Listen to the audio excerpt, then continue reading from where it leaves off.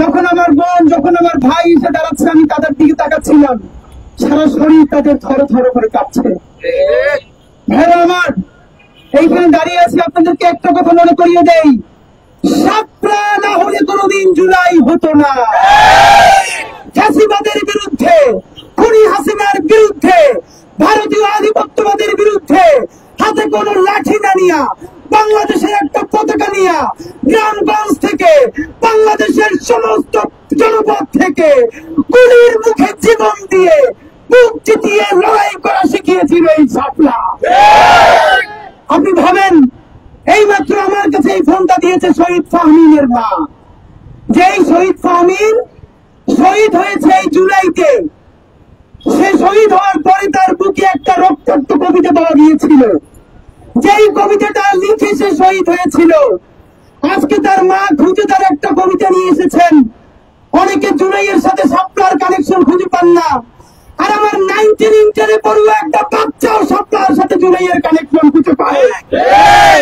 ছোট একটা মাসুম বাচ্চা আমার, ও আমার শহীদ ফাহমিন, সে ছোট্ট একটা কবিতা লিখে গেছে। দেখেন তার মধ্যে সে শাপলার কথা কিভাবে বলছে। তার মা আমার পাশে দাঁড়িয়েছে, সে বলছে, তোমরা এসেছিলে দেশে, বলেছিলে দিবে শান্তি, কিন্তু দিলে কি? পিতামাতা হতাশ, এখন হচ্ছে এবার কি? মারলে কত হেফাজত, আর বলছো আবার কি?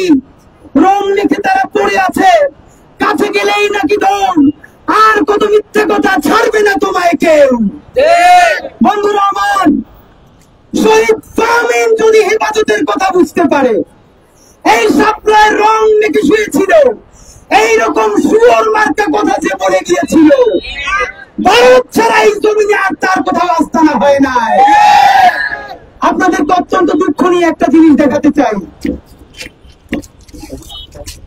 আজকের এই আমার দেশে 2 পেজ জুড়ে আপনারা একটু দেখেন, জাতীয় দৈনিক আমার দেশে আজকে অনেকগুলো স্টোরি করেছে। এর মধ্যে এই 2 পেজ যেখানে তারা স্টোরি করেছে, এই ছবিগুলো দেখেন। এই ছবিগুলোর মতো হাজারো হাজারো ছবি বাংলাদেশের মানুষের আর্কাইভে এখনো জমা আছে। আপনাদেরকে শুধু একটা কথা জানাতে চাই, হেফাজত গতকালকে বলেছে 92 জন শহীদের তালিকা প্রকাশ করেছে। এই 92 জন নাকি 2000 হবে, এইটা আমরা শাপলার শহীদ, আমরা হেফাজতের কাছ থেকে শুনতে চাই না। হেফাজত যদি পারতই, তাহলে এই শহীদ হওয়ার পর হেফাজতের একটা অংশ যারা খুনি হাসিনাকে কওমি জননী উপাধি দিয়ে বাংলাদেশের শহীদদের রক্ত বিক্রি করে দিয়েছিল।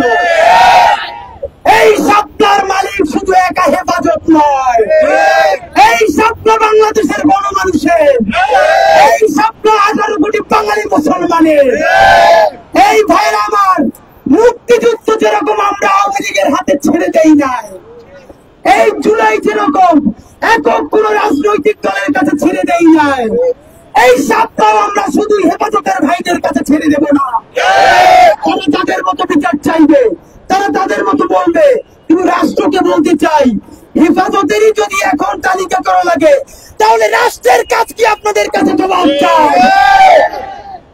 যেই হেফাজত না, যেই শাপলা আপনাকে লড়াই করতে শিখালো। আপনি ভাবেন, আজকে এই কথাটা বলে আমরা শেষ করব, আমি শাপলার একজন যোদ্ধা।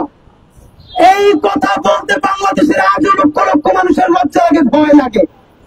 কারণ আমরা অনেকগুলো শাপলার শহীদ পরিবারের সাথে কথা বলেছি, তাদেরকে এখানে আনতে চেয়েছি। তারা দুটো কথা বলেছে। প্রথমত বলেছে, শাপলা আমাদেরকে গত 12 বছর একটা খোঁজ নিতে পারে নাই। আমার সন্তানটা শহীদ হয়ে গেছে, আমি যদি ওখানে গিয়ে দাঁড়াই, ভবিষ্যতের বাংলাদেশে আমার বাকি সন্তানটাও যে লাশ হয়ে যাবে না, তার গ্যারান্টি আমি পাই না। সুতরাং আমার একটা সন্তান আল্লাহ নিয়ে গেছে, আমি আমার বাকি সন্তানদের জীবন আর ঝুঁকিতে ফেলতে চাই না। দ্বিতীয়ত আর একটা কথা তারা আমাদেরকে বলতে চায়, সরকার আসার পরে, জুলাই হওয়ার পরও এখনো তার শাপলার বিচার চাওয়ার জন্য শাপলা চত্বরে আসতে হবে কেন? বন্ধুরা আমার, আপনাদেরকে শুধু একটা স্মৃতি কথা মনে করাই। শাপলা চত্বরের দিন দুপুরের বিকাল থেকে আমি এখানে, আমার সাথে আমার বন্ধু বুরহান এখানে উপস্থিত আছে। আমরা 10-12 জন এখানে শাহজাহানপুর থেকে যখন ঢুকবার সময় আমি পা আহত হয়ে তারপরে আমার পায়ে ব্যান্ডেজ থাকে। আমি রাত 9টা থেকে 10টা পর্যন্ত এখানে আমরা বাইতুল মুকাররমের দিক থেকে মুহুর্মুহু গুলি। আমার ভাইয়েরা হাতে একটা পতাকা ছাড়া কিছু নাই, সমানে পুলিশের দিকে দৌড় দিচ্ছে। আমরা কোন দিকে যাবো জানো না। কতক্ষণ পরে দেখলাম একটা ভ্যানে 4টা লাশ এই শাপলা চত্বর নিয়ে আসা হয়েছে জানাজার জন্য। পুরো মানুষ দিশেহারা। আমি শাপলা চত্বরে শুনি আমার মা বেহুশ হয়ে যাচ্ছে। রাত 9টা 10টা যখন বাজে আমার বাসা থেকে বললো বাইরে বাঁচাইতে চাইলে এখান থেকে বের হয়ে তারপরে জানাও। আমি অসহায় হয়ে পড়লাম। সব থেকে অবাক হলো আমার বাসা রামপুরে যাব, সব জায়গা থেকে ফোন করে বলা হচ্ছে প্রত্যেকটা মৌজা, গ্রামপুরা, মগবাজার, কর্তন আওয়ামী লীগের গুন্ডেরা, ছাত্রলীগের গুন্ডেরা সিএনজি থেকে বাস থেকে মানুষকে চেক করে নামাচ্ছে। যার মুখে দাঁড়িয়ে আছে, মাথায় টুপি আছে অথবা সারা শরীরে কোনো আঘাতের চিহ্ন আছে, তাকে আবার সেখানে বিধরক পিটানো হচ্ছে এবং তাকে পিটিয়ে পুলিশের কাছে দেওয়া হচ্ছে। বাসা থেকে বললো রামপুরে আইসো না। এদিকে মা অসুস্থ হয়ে যাচ্ছে। এরপরে আমার বন্ধু বুরহান এখান থেকে রাত 10টায় বের করে আমার পায়ে ব্যান্ডেজ।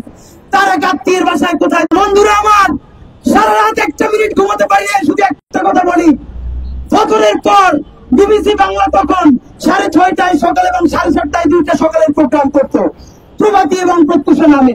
সকাল 6:30টার প্রোগ্রামে বিবিসির কাদির কল্লোল, আজকে তাদের নাম ধরে বলছি কারণ তারা আজকে শাপলা চেনে না, বিবিসির কাদির কল্লোল ফোনে যুক্ত হয়েছেন। কাদির কল্লোলকে বিবিসি বাংলার স্টুডিও থেকে জিজ্ঞেস করা হচ্ছে শাপলা চত্বরের কি অবস্থা। কোট আন কোট দায়িত্ব নিয়ে বলছি, অক্ষরে অক্ষরে আমার মনে আছে। কাদির কল্লোল বলছেন এখানে দাঁড়িয়ে এখন দেখা যাচ্ছে